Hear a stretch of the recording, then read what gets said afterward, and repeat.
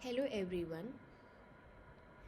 In the series of the lecture, we will essentially revisit what we had learned in our basic signal and system course.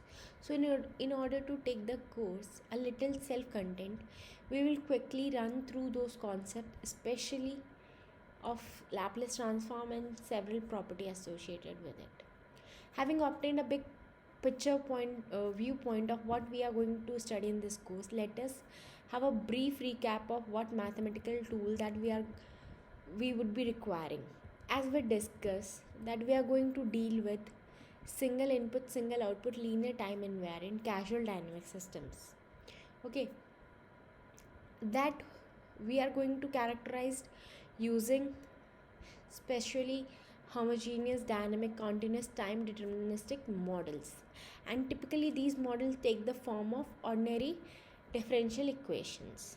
Okay, so the first set of mathematical tool that we would require for this course is the basic working knowledge of ordinary differential equation. Especially we are going to consider linear ordinary differential equation with constant coefficient. Why linear ordinary differential equation with constant coefficients? Typically linear comes into play because we are dealing with linear system, and because of time invariance we are dealing with constant coefficients. That is why we are considering linear ODEs with constant coefficients. Okay, so if we consider a first order ODE of the form dy dyt by dt plus ayt is equals to 0. Okay, this is first order homogeneous. Okay, ODE.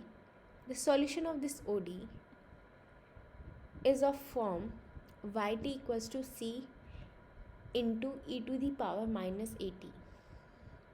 We have written c equals to y at value 0, where y 0 is the initial condition.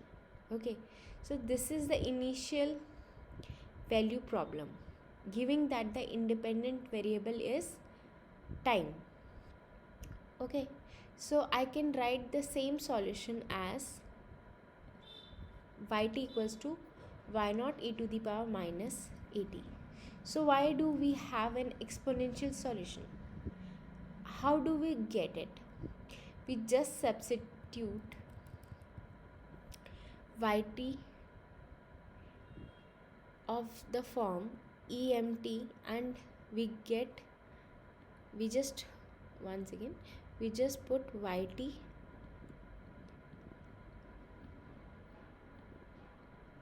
in the form e to the power m t, and m is equals to minus a. Okay, so why should we have exponential solution? Why should we substitute an exponential function to begin with?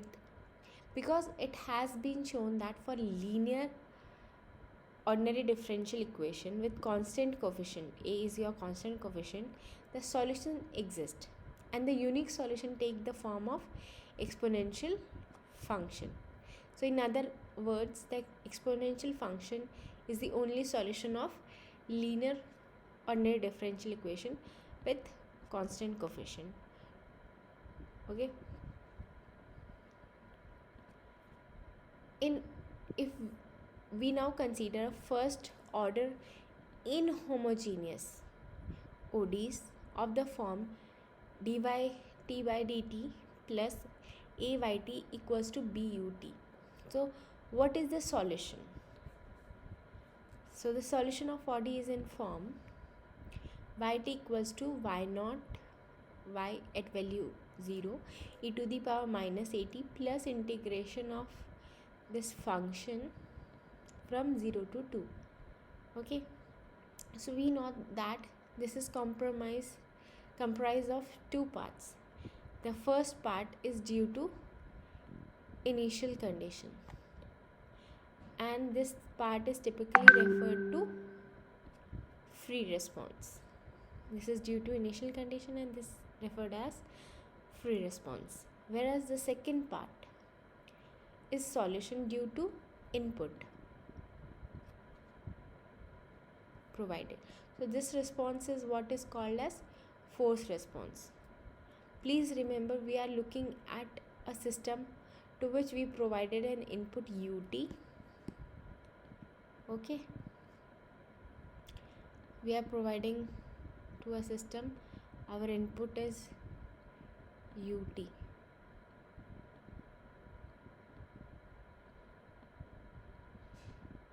and output is pi t. So the equations are taken in terms of input and output variable. So we see that in general, like we have two component of the output function.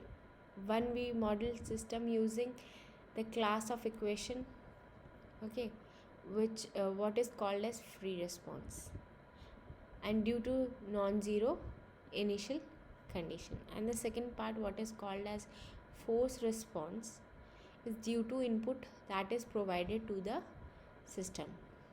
Okay, so giving these responses, the question is how we use this to analyze the class of systems under study. And once we model the system, we would get a linear ODEs with constant coefficient.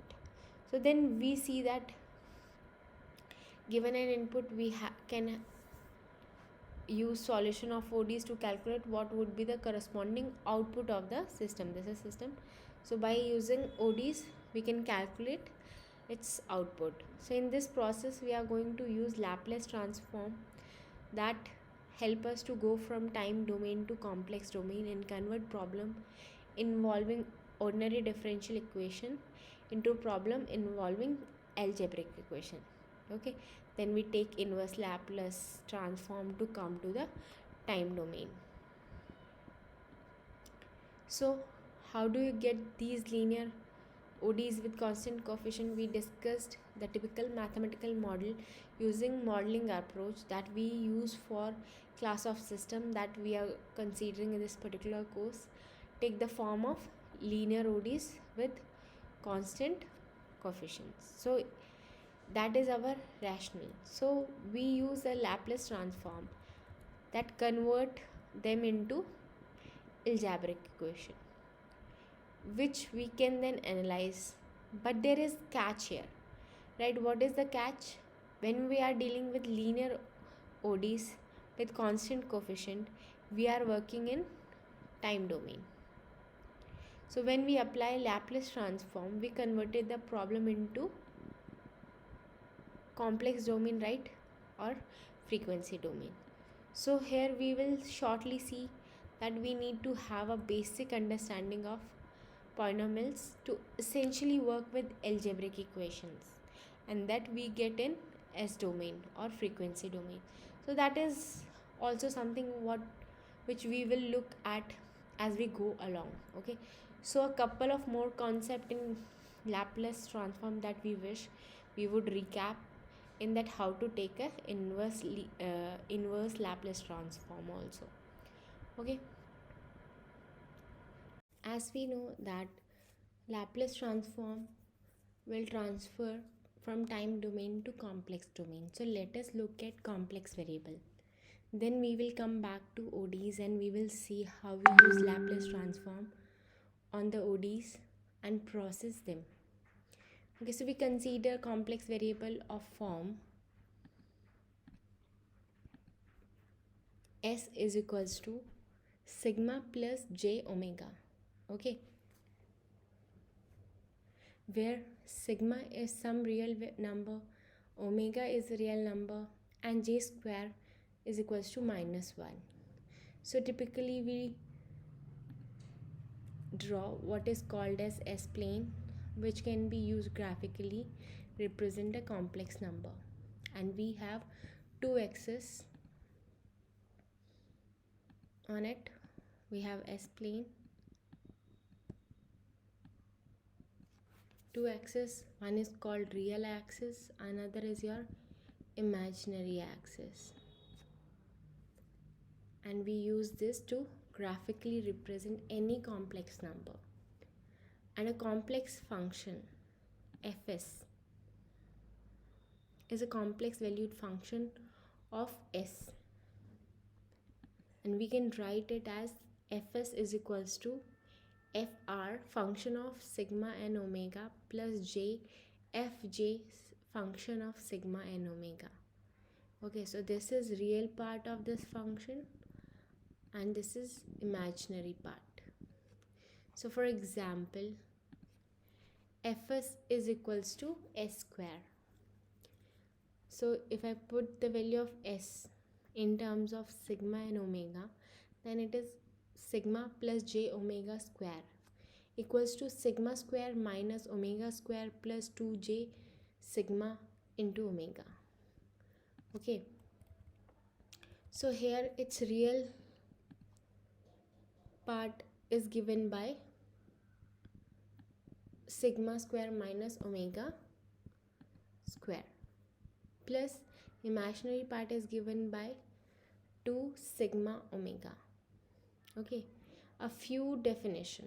A complex valued function fs is said to be analytic in given domain if fs and all its derivative exist in the domain.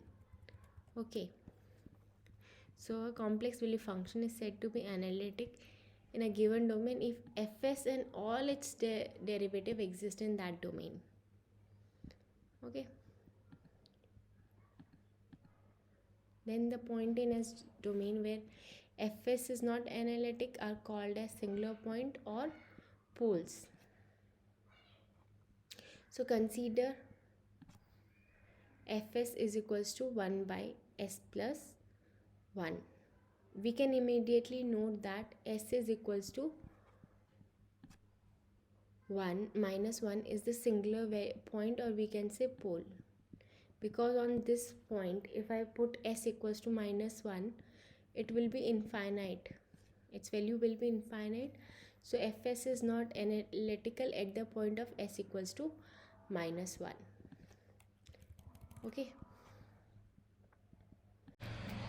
so starting with basic definition of signals or basic classification of signal, what we would learn in basic system course would be essentially a difference between time domain and frequency domain. So what does time domain do? The time domain shows how a signal changes over a time. Similarly, frequency domain graph shows how much of signal lies within each frequency. For example, even when you do things like filter, like low pass, high pass, band pass and all pass filter and so on. So in time domain, the magnitude of graph or signal at each instant of time is represented. Okay, so what actually that means we will see just after this. Okay, similarly in frequency domain, the signal is represented by sum of sinusoidal at different frequency with certain magnitude. Okay, so what actually that means also we will see that. Okay, and sometime it will show the phase difference for each of the sinusoidal. Okay, so let us see time domain graph. So what does this mean? So let us take a simple graph or signal, and the signal is composition, or we can say addition of two signals, sine t plus pi by 3 plus 2 sine 2t. So if I see at t equals to 0, at this point this signal will have 0.83 value. How? If you put t equals to 0, this guy will become 0, even this will also become 0. So you are dealing with sine pi by 3, and sine pi by 3 is 0.8. Similarly for t equals to t pi by 6, if you put t equals to t pi by 6 over here and t pi by 6 over here, you will get xt value as 2.73. And if again for t equals to pi by 2, you will see xt is 0.5. So I can get a nice beautiful looking graph over here, right? So what will happen in frequency domain? If you see, again signal is composed of two signals. One is sine t plus pi by 3 plus 2 sine 2t. So typically a signal, when we represent at least a sinusoidal, is written as a sine omega t plus pi. Okay, A is amplitude, omega is angular frequency, phi is phase shift. Okay, so here if you take these two signals, two signal sine t plus pi by 3 plus 2 sine 2t, they have two frequency component. So what does I mean by that? Now look at this signal and this signal and compare it with this expression. So if I denote amplitude as x, so its value will be 1. Again, angular frequency is 1, and since frequency is what? Omega by 2 pi, and omega is 1, so frequency is 1 by 2 pi, and time is inverse of frequency, so time period will be 2 pi, and phase shift is pi by 3. Okay, similarly if you compare this signal, second signal, 2 sine 2t, so it has omega equals to 2. If you compare, omega t is 2, so frequency again omega by 2 pi, 2 and 2 will get cancelled, so frequency is 1 by pi, and period is pi. Okay, its maximum value is 2 and its phase shift is 0 in this signal. So this has twice the time period of this signal, is having twice the time period of this signal, since its time period is what? Pi, and its time period is 2 pi.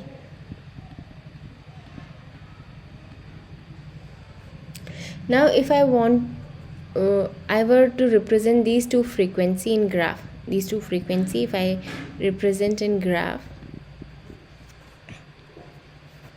so the signal, the first one is sine t plus pi by 3, right? So exist only at frequency 1 by 2 pi, and its magnitude is 1. So this is its frequency. Similarly, look at the second signal. Second signal exists at frequency 1 by pi, and its magnitude is 2. So this is the graph. It would represent here 1 by pi and magnitude 2. Now what about phase plot? This is amplitude plot, okay, with respect to frequency. So what is phase plot with respect to frequency? If you will see second signal, its this signal, its frequency 1 by 2 pi, and at that its phase is pi by 3.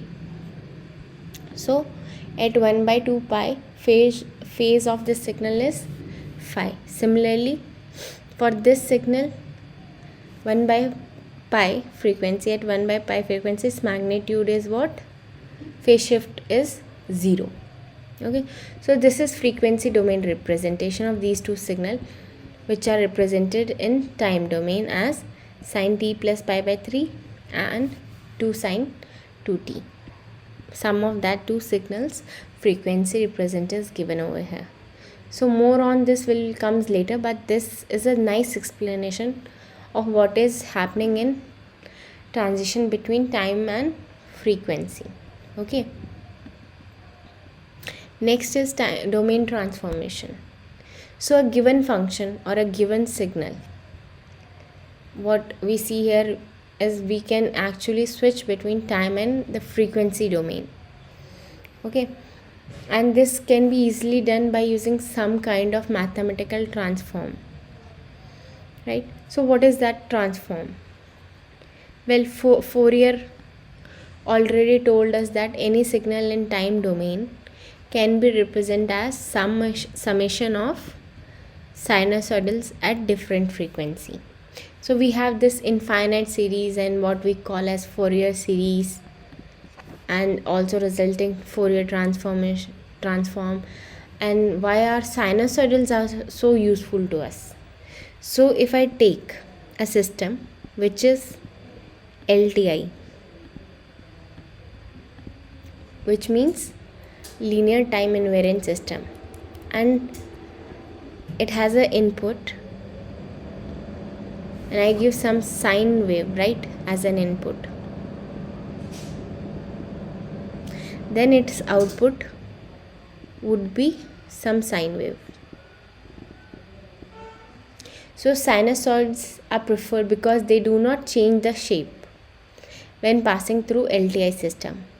There can only be amplitude, gain and phase shift. Everything else remains same. On the another hand, if I send a square signal or waveform, the output will not be a square. Output will not be a square. Analyzing sinusoidal is important or is useful because if I send the sine wave with a magnitude A, this could be with some another magnitude. If this is with some magnitude A, sine omega t is its representation of this signal. So this will have some other magnitude A dash, okay, and it might have some phase shift also, omega t plus phi. Phi depends on what is setting inside LTI system, but frequency remain the same. Frequency will remain same. This do not change, and of course I could analyze this signal based on Fourier series, that you know that any signal can be represented as summation of sinusoidal, and therefore I could even analyze these kind of signal by making use of transformation at the sine wave if their hair transform very beautiful to this side. So sinusoidal are preferred because they do not change the shape when passed through LTI system, and they can only be amplitude gain or phase shift. Okay. So there are many advantage or disadvantage of writing things in time or frequency domain. Well, each domain has provided us with its own information that is dependent on objective what kind of information we are looking from the system or given signal. Okay, so an analysis done in one domain will be advantageous over analysis done in another domain. For example, a signal having characteristics which change with frequency can be easily analyzed in frequency domain compared to time domain. Okay. So in coming slides we will see what is motivation behind Laplace transformation, using Laplace transformation for solving our equations. Okay. In coming lecture we will see a physical system which is having mass, spring and damper can be modeled by using second order differential equation. If you are considering force, then it will be inhomogeneous OD, and if you are not considering this force, it will be it will be homogeneous. If you are considering force, it is non-homogeneous. Okay, and if I aim to solve this equation, it would have some exponential term e to the power minus sigma t and some sinusoidal terms. Okay, so maybe the first course on differential equation will tell you this, and this number sigma, a, omega and phi will depend on this parameter m, b, k. So we are not at the moment not interested in what is exactly the sigma, what is exactly a or omega or phi. We are just interested in the form of solution, and the form of solution has an exponential term which is possibly decaying in this case as minus sign is there, and the solution is having sinusoidal term.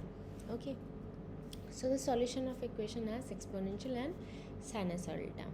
The exponential term is usually because of dampers.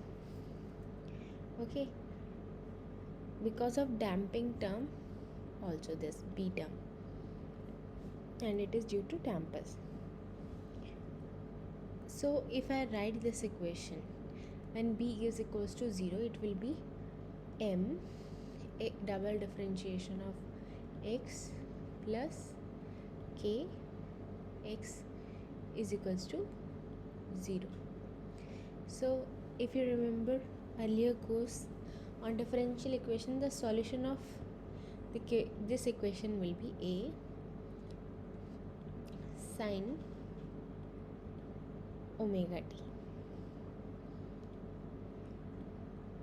Okay, possibly with some phase shift or not. Okay, so the solution will just look like this periodic one. Okay, these ones. So the solution will just look like a periodic one, and this has a nice physical interpretation also, that if there is no damping, the system will just keep oscillating the energy between mass and spring. Means the system will keep oscillating and the energy will keep transferring just between mass and spring. Okay, so once I have this B, I have some kind of exponential term decaying, which in the response will look like this. Okay, this graph for this is something like this. Okay, so that you know that this response that eventually will go to 0. So we will do this analysis later, right? So here the exponential term is due to damper, whereas sinusoidal term is due to interconnection of mass and spring.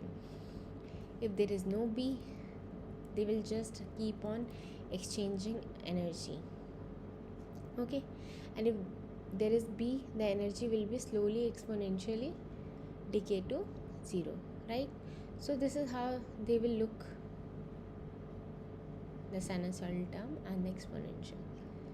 Okay, so for example,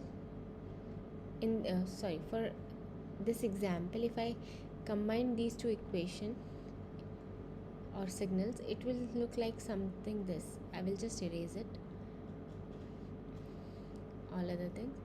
So this sine t is just nice periodic signal for all time t, and e to the power minus 2t is exponentially decaying and becoming 0 at 12. So if I multiply two signals, it just look like something this, and this is called as damped oscillations. And if you will see after 12, or when this signal is becoming 0 near 16, our this multiplication is also becoming 0. So this is something called as damped oscillation. So what is the conclusion we earned from this whole discussion? So far what we observed is that a solution could have a combination of exponential term and sinusoidal term, or either just exponential term or also only a sinusoidal term. Okay, for LTI system. We have seen that in frequency domain, signals are decomposed into sinusoid described by amplitude and phase at each frequency. And we saw in earlier example, in addition to this, what we have to do is A sine omega t. In addition to this, we have to account exponential term e to the power minus sigma t. So can we combine these two into a single idea or single transformation that will help us to analyze the system better? So what we need is a new transformation such that the signals are decomposed into both sinusoidal and exponentials. Why? Because our solution essentially consists of these two components, the exponential component and some term which are just sinusoidal. Okay, and that is where Laplace transform comes into picture. What does Laplace transform do? So Laplace transform decompose signal in time domain into a domain of both sine and exponential function. So here sine is not only sine, but it could also include cosine terms and so on. So this domain is called as S domain or Laplacian domain, which was invented by Simon Laplace, and I think the name as S came from Simon. Okay, so S is essentially a complex number, and I think S is usually sigma plus j omega that we learn in our signal course in 2-dimensional. The first dimension composed or one dimension is there to describe the frequency of sine wave, that is omega, and another to describe the exponential term sigma. Okay, so if I write down signal of this form, e to the power st, or a component of est will be e sigma plus j omega t. S is decomposed in two components, one is exponential, another is sinusoidal, and if I expand it, it will have e sigma t cos omega t plus j sin omega t. So by defining how do we find Laplace transform, so giving a signal xt, I am taking signal as xt, its Laplace transform is given by this equation. Okay, so L x st is the Laplace transform, or even it is written as x as a function of s. So because I go from t domain to s domain, and it is usually compute as 0 integration of from 0 to infinity e minus st into xt dt. Okay, in most text you could see this as 0 negative or 0 minus. That would account to the question of what if there is an impulse at the origin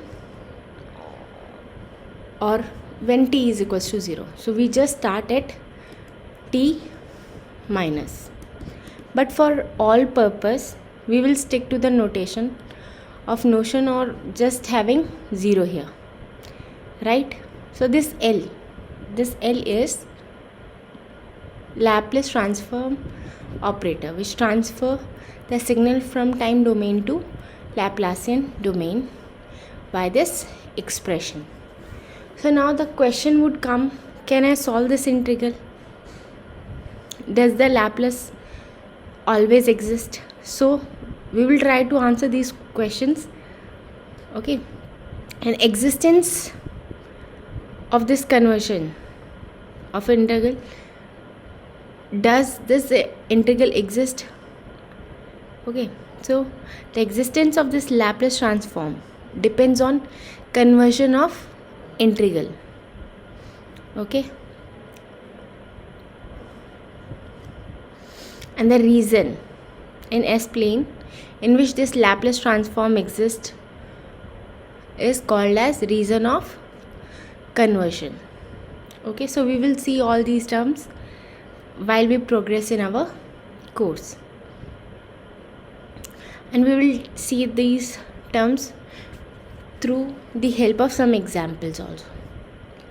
So let's take the very basics of signal, the impulse function, right?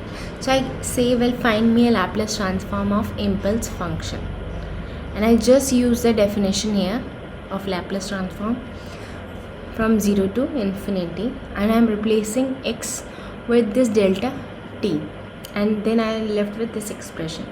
So now I can just compute x s as 1, where I just use the property of impulse function, where impulse is defined as 0, okay, at all values except t equals to 0.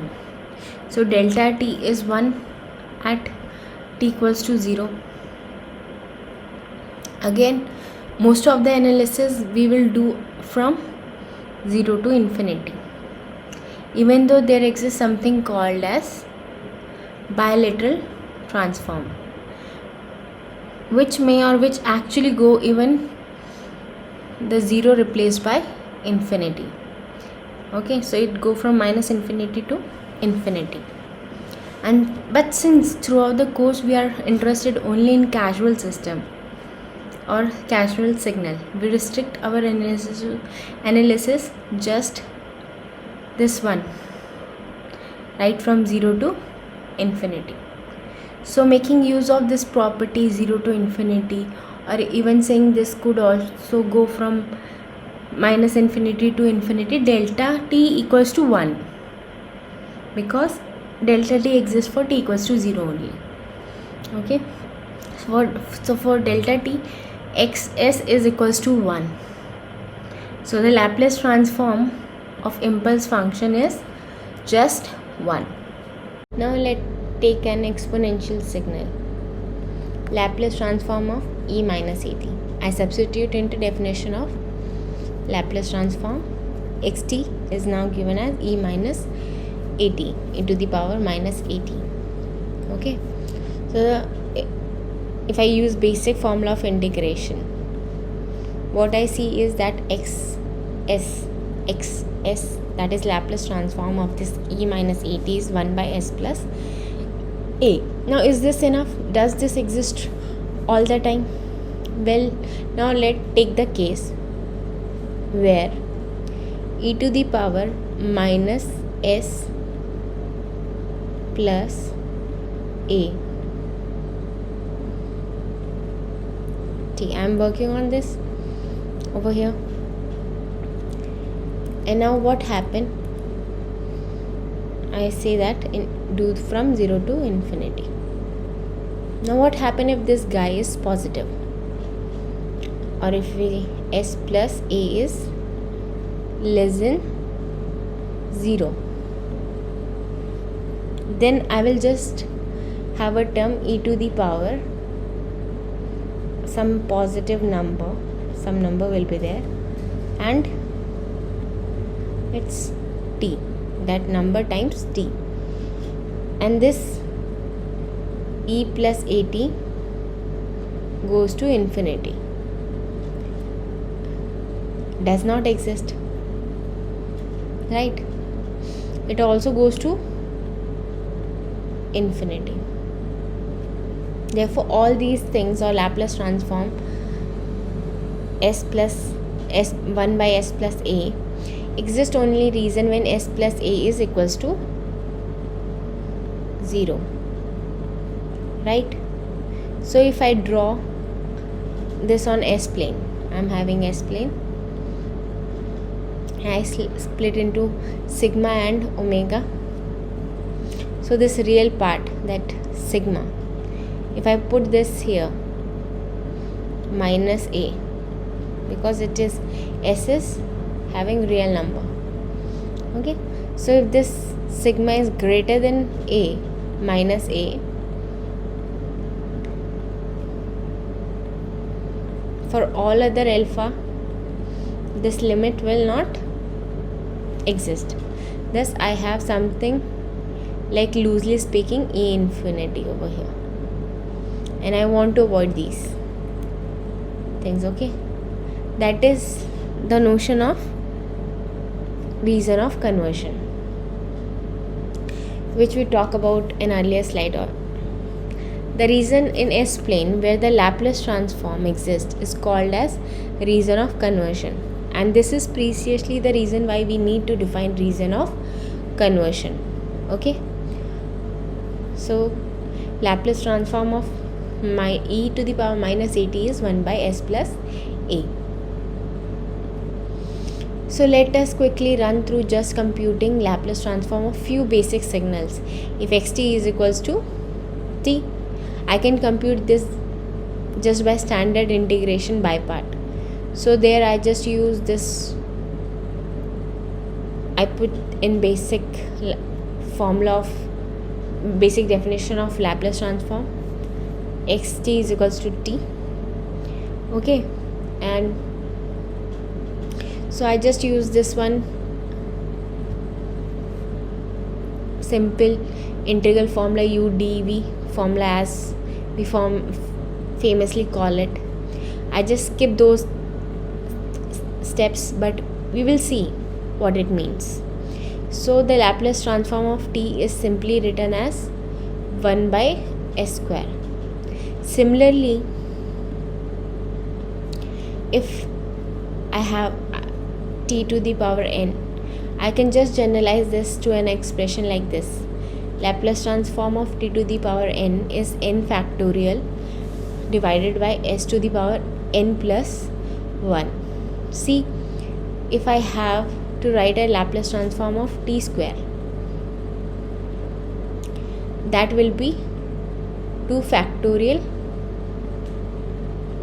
s cube, and 2 factorial is nothing else but 2 by s cube.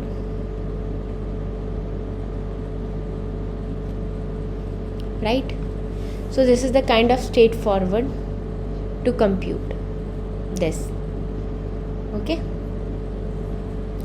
let's take sinusoid. What happened to Laplace transform of sin at? Well, I just put into the formula, and what I get is the Laplace transform of sin at is a s square plus a square, and I can, or we will follow this little computational process here, where I can write sine as something to do sum of exponential signals. Okay, similarly I can do for cosine signal, and the cos Laplace transform of cos at is s by s square plus a square. Okay, so now why are this important, or does this guys come with beautiful property? Well, we will investigate them one by one. Sometime it may happen that I may not able to compute the Laplace transform just by definition, because I need to solve some complicated integrals, right? So to simplify this problem, we learn certain basic property of Laplace transform, and these basic property have been derived again from some basic definition, and by making use of basic definitions, the basic definition plus these property, we can go to get Laplace transform more than kind of more complicated looking signals. Okay, so let's investigate these properties slowly and one by one. So first is linearity property, right? So if I take two signal x1t with Laplace transform capital S x1s, and second signal x2t with its Laplace transform capital X2s, and if I define a new signal which is combination of these two signal ax1t bx2t, so the linearity condition or the linearity property says that Laplace transform of this signal is simply a right, or a signal equivalent to Laplace transform, means A plus Laplace transform of first signal plus B plus Laplace transform of second signal. Okay, so let us take a very simple example. So I have two signal, e to the power at as my first x1t and another is e to the power bt as my x2t, and I want to find the Laplace transform of signal which look like e to the power at minus e to the power bt. So what is this? This is simply according to property of linearity. I will take Laplace transform of this minus Laplace transform of second one, and this is simply computed to be 1 by s minus a minus 1 by s minus b. So this I'm just individually computing and then adding up. Okay, so this is the linearity property. I will just clear the space. So the next property would be the time shifting property, where if I have a signal xt right now and I have a t shifted by some, means this signal is shifted by some t naught value, the Laplace under the time shifting would just be e to the power minus s, that t naught with which this signal is shifting in time domain, into Laplace transform of xt. So this is the kind of straightforward to verify. Say if I have a signal xt is equals to t, right, which will essentially look like a straight line. One second. Okay, so which is having a straight line. Okay, so Laplace transform of this guy I know is 1 by s square. Now what is the Laplace transform of t minus a? I am shifting my xt in time domain with a value a, and it will look like this. So will I still have x which is 1 by s square, and in addition I have e to the power minus s, t naught is a over here, so it is multiplied with a, so this guy a. So this is e to the power minus sa 1 by s square. So this is just how it look like. Okay, now I just clear it. So the third property is time scaling property, where I have a signal xt with an equivalent Laplace transform x s. I have x at, so would just be 1 by magnitude of a Laplace transform, means x s as a function of s by a. So let us see this in terms of, say, a simple sinusoidal signal sin t. Okay, and Laplace transform of sin t is what? 1 by s square plus 1. Now if I, instead of t, I have to find a Laplace transform for sin at.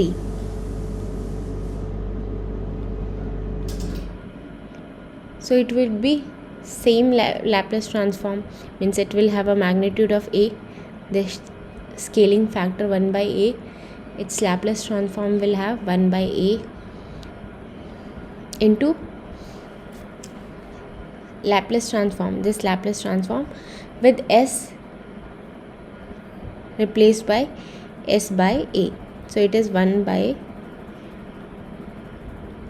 s by a square plus 1. So now I write down and expand this, and what I have is, now this guy would look like a s square plus a square. So this is what we had exactly derived earlier. Okay, so I will again just clear it. Now the next property is time reversal. It's kind of straightforward. You just replace t with minus t and s with minus s. So we do not do any example for this. Now the next important property is that time differentiation. So I have a signal xt with its equivalent Laplace transform xs. So what the property tell me is differentiation of this signal xt, the Laplace transform of this would be s into xs minus x0. Here this is the initial condition of this signal xt, and similarly I can even do for higher orders. So let's see if I would like to do an example with this. So let's say I have a signal sin t, for which I know that the Laplace transform is 1 by s square plus 1. Now Laplace transform of d sin t by dt with this formula, assume that x0 is 0 for now. I'm just assuming that initial condition is 0 for my signal. So for simplicity I'm just telling. So d sin t by dt, the Laplace transform of this guy with this property would simply be s into xs. So now this xs is 1 by s square plus 1. Therefore the Laplace transform of this would be s by Laplace transform of signal itself, and this is again nothing, 1 by s square plus 1. But the Laplace transform of cos t, as we have verified earlier, okay, so this is nothing else, Laplace transform of cos t. Okay, I will just clear it. So similarly is with time integration, right? So if I have a signal xt, integrating it from 0 to t, this is just replacing with 1 by s. This integration is just replaced by 1 by s. So if we just do the reversal of this example, that will be the kind of this. Obvious means integration is reversal of differential. So you will see that in differential you are multiplying with s, in integration you are dividing with s. Okay, next would be frequency differentiation. So if I take a signal xt, right, and I multiply it with t. Okay, so this would amount to just differentiation the Laplace transform of the original signal by s, differentiation of original signal by s, and adding a negative sign. So let us say I have to do this Laplace transform of t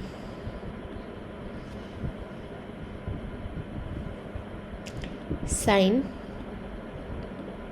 80.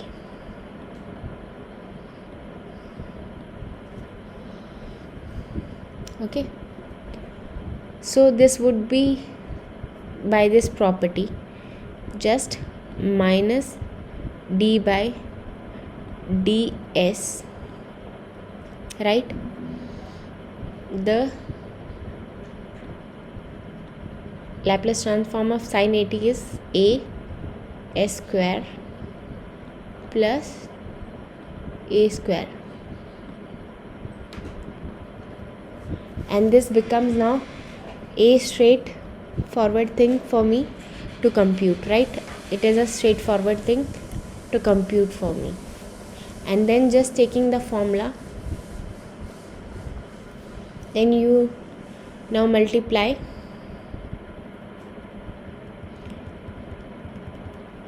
by this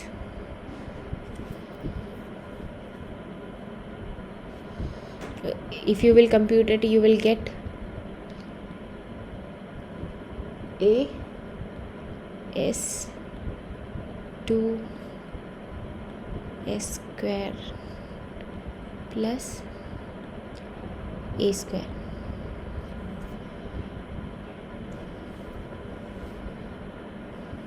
Okay, so now this just become 2as by s square plus a square, right? So this is the kind of very useful property for me, and I can just send this to when I am just multiplying it with tn times. Okay, I can use it that time, this property. Similarly, I have property of frequency integration, that if I have a signal xt with an equivalent Laplace transform xs, then if I have 1 by t xt would be an integration in frequency domain. Now comes frequency shifting, right? If I again have a signal xt with equivalent Laplace transform xs, I will multiply this signal with e to the power s naught t. It would just be amount to substitute in the original Laplace transform of signal with s minus s naught. S naught is the component of exponential. So let's say I want to do this something like this transform of my original signal is sine 80, and I say just multiply it with e to the power a t. So this would simply be, what is this? So the Laplace transform of sine 80 is a by s square plus a square. So the Laplace transform of this signal will be, now multiply this by e to the power minus e to the power 80, would just substituting s with s minus s naught, and s naught is a over here. So this transformation will be a by s minus a square plus a square. Okay, so this is how frequency shifting is done. Now I will just once clear it. Similarly, if I have a periodic function with some period p. The Laplace transform is simply given by this formula. That why I don't really need to go to infinity, but I can just make use of substitution. We do not derive each of these. We may have learned this in our earlier courses, but I am just doing a bit of quick recap of these things. Now some other important property. So first is called as initial value theorem. What is initial value theorems do? It relate again a signal in time domain to one in S domain as t approaches 0. Okay. So the limit t approaches 0 in time domain would be S approaches to infinity and S domain. So let us take an example. So the signal xt goes to 3 plus 4 cos t. If I just do the limit 3, I just do the limit 3 stays as it is, cos 0 is 1, so it will be 4, so number I get is 7. So in S domain I just use this formula that S approaches to infinity, S multiply with Laplace transform.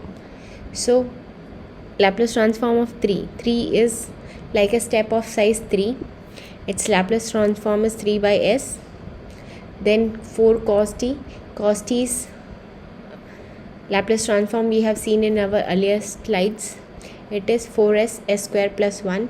So I just do all the commutation and take the limits and I come to this number 7. Okay, so only thing which we need to be careful here is that the Laplace transform should exist, and I will give you a counter example for this shortly. Similarly with final value theorem, what happened to my signal is as time goes to infinity, what happened to my signal. The final value theorem says that t approaches to infinity in time domain is equivalent to S approaches to 0, S into xs. So let us take an example. So I have this example, xt is equals to 1 minus e to the power minus 2t by 2. I do this simple computation and I get the final value as 1 by 2 in time domain. Okay, so this term will disappear over here because e to the power minus infinity is 0. So how does it look in Laplace domain? Well, 1 will become 1 by s, e to the power minus 2 will become 1 by s plus 2, and I will apply limit and I get 1 by s plus 2. Again we have to make sure that limit actually exists. So let us do something very quickly as a case when the limit may not exist all the time. So let us take a case of signal when s minus 3. So this is my signal in S domain. I will just blindly apply final value theorem, limit S approaches to 0, S multiply by Laplace transform of signal. Okay, so this will get cancel out and I will get 1 by 3 with minus sign. This is minus 3. Okay, so now let us do same thing in time domain analysis. So I will take partial differentiation. Okay, so 1 by s minus 1 by s minus 3, and I will have 1 by 3. Okay, minus 1 by 3 here. So if I write on equivalent time domain representation of this, I will have 1 by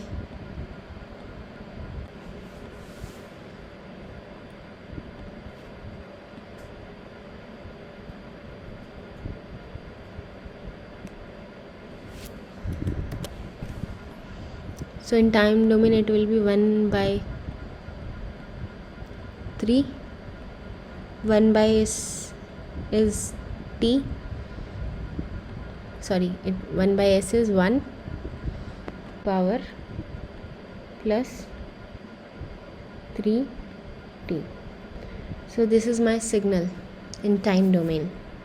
So what I will have here is 1 by 3. 1 by s corresponds to 1 in time domain, like Laplace transform of 1 is 1 by s. Okay, and e to the power 3t. If I take the limit of this signal as t approaches to infinity, if I take the limit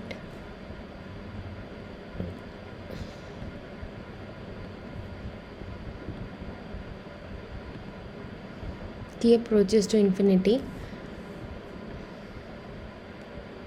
I see that this term actually blew up, right? Means it will be t to the power infinity is infinity.